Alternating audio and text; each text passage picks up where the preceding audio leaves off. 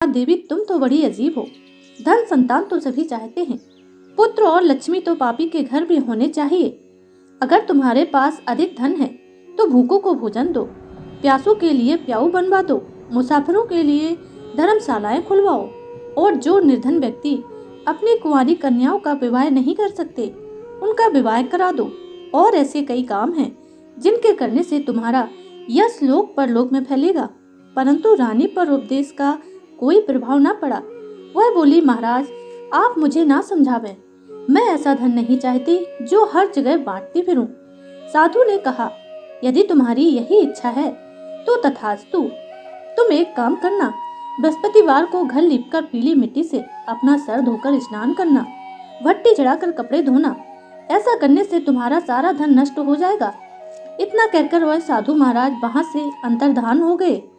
जैसे ही वह साधु कह कर गए थे, रानी ने वैसा ही किया। 6 बृहस्पतिवार ही बीते थे कि उनका समस्त धन नष्ट हो गया और भोजन के लिए दोनों तरसने लगे, सांसारिक भोगों से दुखी रहने लगे।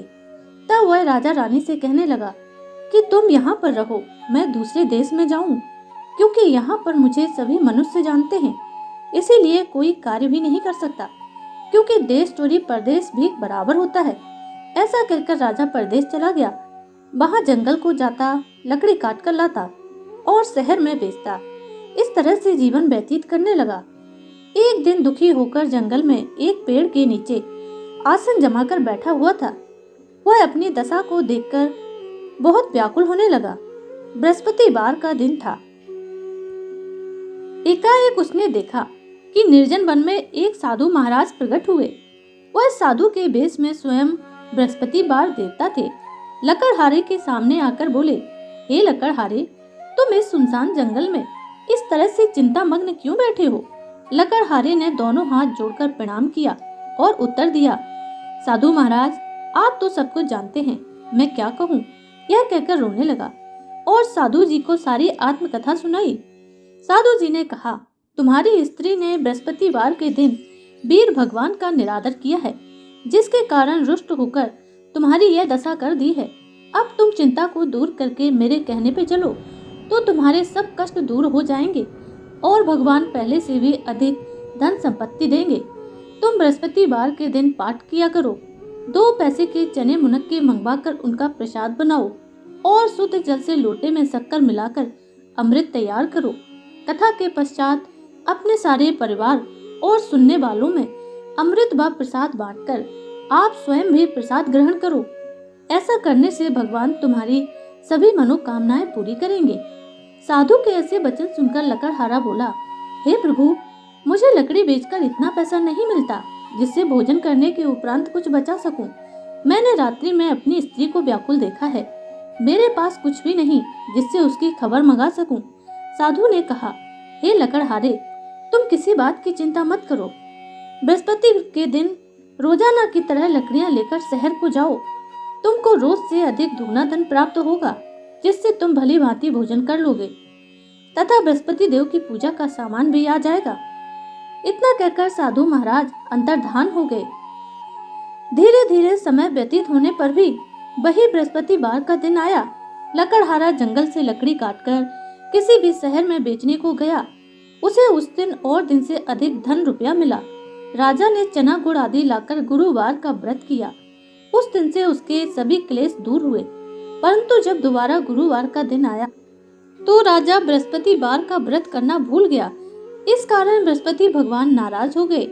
उस दिन उस नगर के राजा ने विशाल यज्ञ का आयोजन किया था तथा शहर में यह घोषणा करा दी थी कि कोई भी मनुष्य अपने घर में भोजन न बनावे, न आग जलावे।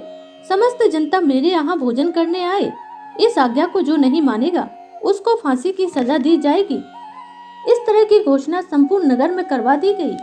राजा की आज्ञा अनुसार शहर के सभी लोग भोजन करने के लिए आए, लेकिन लकड़हारा कुछ देर से पहुंचा, इसीलिए राजा उसको अपने साथ घर लिवा ले गए और ले जाकर भोजन करा ही रहे थे तो रानी की दृष्टि उस खूंटी पर पड़ी जिस पर उसका हार लटका हुआ था। वह वहां पर दिखाई ना दिया। रानी ने निश्चय किया कि मेरा हार इस मनुष्य ने चुरा लिया है। उसी समय पुलिस को बुलाकर उसको जेल खाने में डलवा दिया। जब लकड़हारा जेल खाने में पड़ गया और बहुत दुखी होकर विचार करने लगा कि ना जाने कौन से पूर्व जन्म के कर्म से मेरे लिए यह दुख प्राप्त हुआ है, और उसी साधु महाराज को याद करने लगा जो जंगल में मिला था। उसी समय तत्काल बृहस्पति देव साधु के रूप में प्रकट हो और उसकी दशा को देखकर कहने लगे, अरे मूर्ख, तूने बृहस्पति देव की कथा नहीं करी, इस कारण तुझे यह दुख प्राप्त हुआ है। अब तू चिंता मत कर, बृहस्पतिवार के दिन जेल खाने के दरवाजे पर 4 रुपए पड़े मिलेंगे, उससे तू बृहस्पति देव की पूजा करना, तेरे सभी कष्ट दूर हो जाएंगे। बृहस्पतिवार के दिन उसे रोज की तरह 4 रुपए पड़े मिले। लकड़हारे ने कथा कही। उसी रात्रि को बृहस्पति देव ने उस नगर के राजा को स्वप्न में कहा, हे राजा, तुमने जिस आदमी को जेल खाने में बंद कर दिया है वह निर्दोष है, वह राजा है, उसे छोड़ देना। रानी का हार उसी खूंटी पर लटका है, अगर तू ऐसा नहीं करेगा तो मैं तेरे राज्य को नष्ट कर दूंगा। इस तरह रात्रि के स्वप्न को देखकर राजा प्रातः काल उठा और खूंटी पर हार देखकर लकड़हारे को बुलाकर क्षमा मांगी तथा लकड़हारे को योग्य सुंदर वस्त्र आभूषण देकर विदा किया तथा बृहस्पति देव की आज्ञा अनुसार लकड़हारा अपने नगर को चल दिया। राजा जब अपने नगर के निकट पहुंचा तो उसे बड़ा आश्चर्य हुआ। नगर में पहले से अधिक बाग, तालाब, कुएं और बहुत सी धर्मशाला, मंदिर आदि बन गए हैं।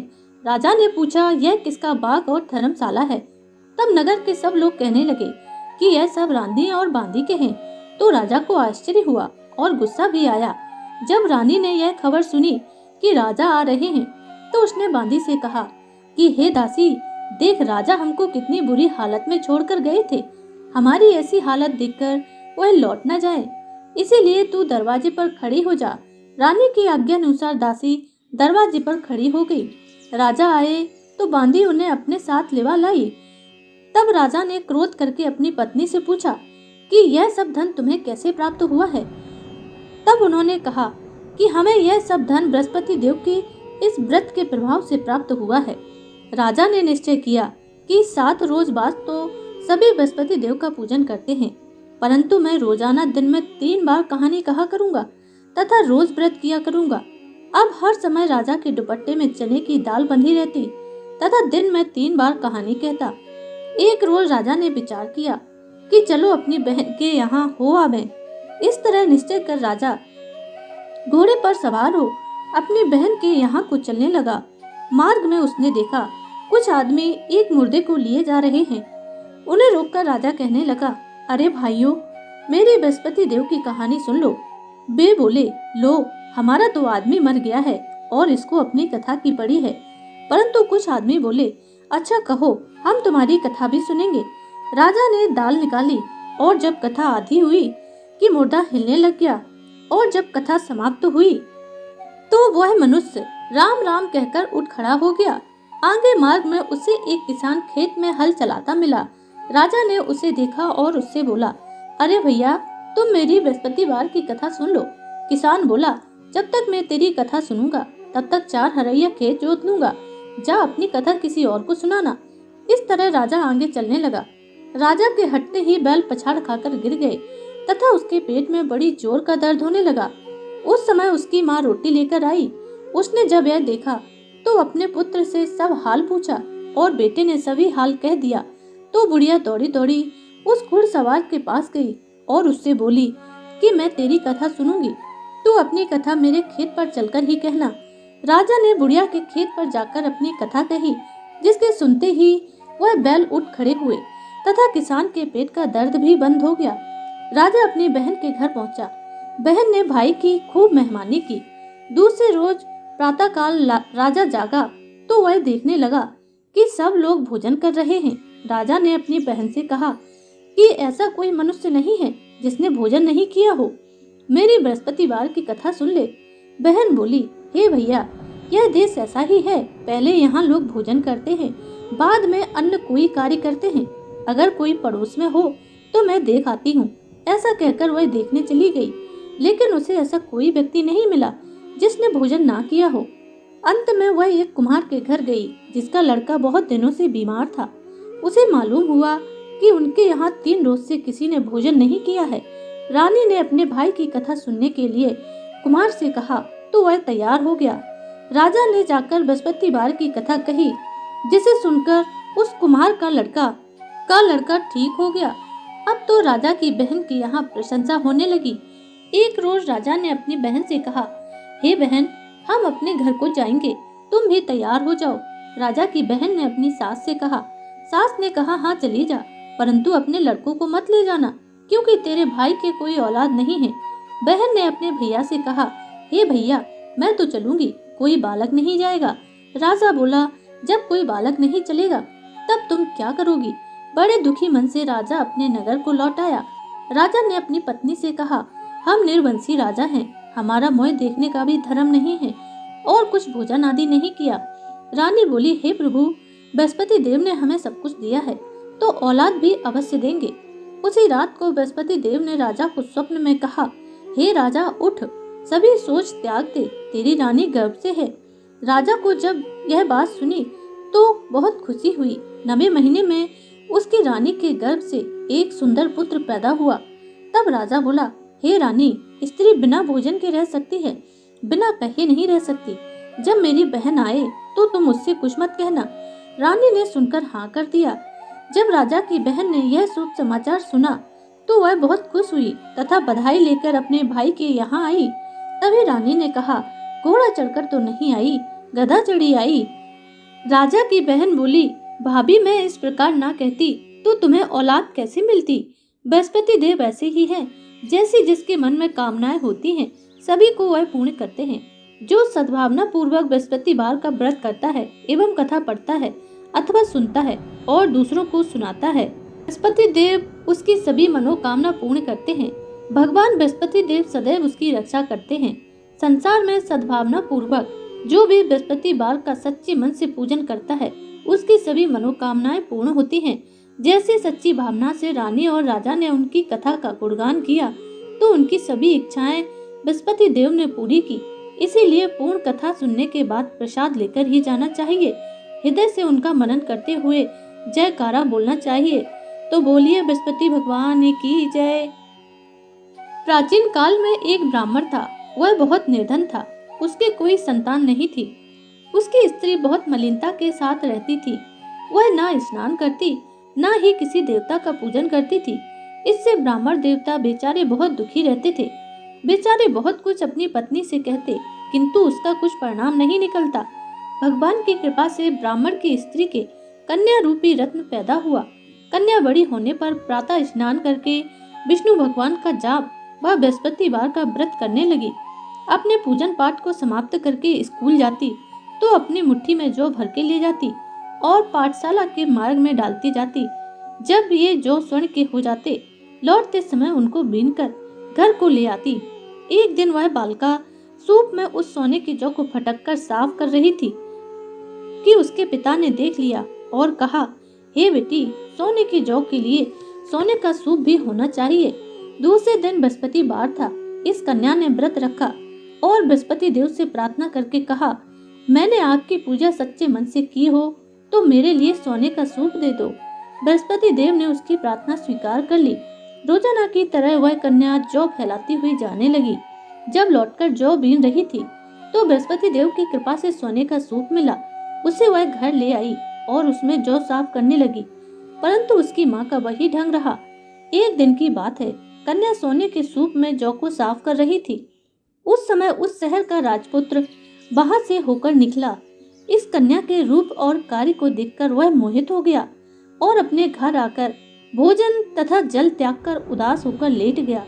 राजा को जब इस बात का पता लगा तो अपने प्रधानमंत्री के साथ उसके पास गए और बोले, हे पुत्र, तुम्हें किस बात का कष्ट है? किसी ने तुम्हारा अपमान किया है या फिर कोई और कारण हो तो बताओ, मैं वही कार्य करूंगा जिससे तुम्हें खुशी मिले। अपने पिता की राजकुमार ने बातें सुनी तो वह बोला, मुझे आपकी कृपा से किसी बात का दुख नहीं है। किसी ने मेरा अपमान नहीं किया है, परंतु मैं उस लड़की से विवाह करना चाहता हूँ जो सोने के सूप में जौ को साफ कर रही थी। यह सुनकर राजा आश्चर्य में पड़ गया और बोला, हे पुत्र, इस तरह की कन्या का पता तुम ही लगाओ, मैं उसके साथ तुम्हारा विवाह अवश्य करा दूंगा। राजकुमार ने उस लड़की के घर का पता बतलाया। तब मंत्री उस लड़की के घर गए और ब्राह्मण देवता को सभी हाल बतलाया। ब्राह्मण देवता राजकुमार के साथ अपनी कन्या का विवाह करने के लिए तैयार हो गए तथा विधि विधान के अनुसार ब्राह्मण की कन्या का विवाह राजकुमार के साथ हो गया। कन्या के घर से जाते ही पहले की भांति उस ब्राह्मण देवता के घर में गरीबी का निवास हो गया। अब भोजन के लिए भी अन्न बड़ी मुश्किल से मिलता था। एक दिन दुखी होकर ब्राह्मण देवता अपनी पुत्री के पास गए। बेटी ने पिता की दुखी अवस्था को देखा और अपनी माँ का हाल पूछा। तब ब्राह्मण ने सभी हाल कहा। कन्या ने बहुत सा धन देकर अपने पिता को विदा कर दिया। इस तरह ब्राह्मण का कुछ समय सुख पूर्वक व्यतीत हुआ। कुछ दिन बाद फिर वही हाल हो गया। ब्राह्मण फिर अपनी कन्या के यहाँ गया और सारा हाल कहा तो लड़की बोली, हे पिताजी, आप माता जी को यहाँ ले आओ, मैं उन्हें सारी विधि बता दूंगी जिससे गरीबी दूर हो जाएगी। वह ब्राह्मण देवता अपनी स्त्री को साथ लेकर पहुँचे तो लड़की अपनी माँ को समझाने लगी, माँ, तुम प्रातः काल प्रथम स्नान करके विष्णु भगवान का पूजन किया करो तो सारी दरिद्रता दूर हो जाएगी। लेकिन उसकी माँ ने एक बात भी नहीं मानी और प्रातः काल उठकर अपनी पुत्री की बच्चों की जूठन को खा लिया। इससे उसकी पुत्री को भी बहुत गुस्सा आया और एक रात को कोठरी से सभी सामान निकाल दिया और अपनी माँ को उसमें बंद कर दिया। प्रातः काल उसे निकाला तथा स्नान आदि करा के पाठ कराया तो उसकी माँ की बुद्धि ठीक हो गई और फिर प्रत्येक बृहस्पतिवार को वह व्रत रखने लगी। इस व्रत के प्रभाव से उसके माँ बाप बहुत ही धनवान और पुत्रवान हो गए और बृहस्पति देव के प्रभाव से इस लोक के सुख भोगकर स्वर्ग को प्राप्त हुए। तो बोलिए बृहस्पति देव की जय, विष्णु भगवान की जय।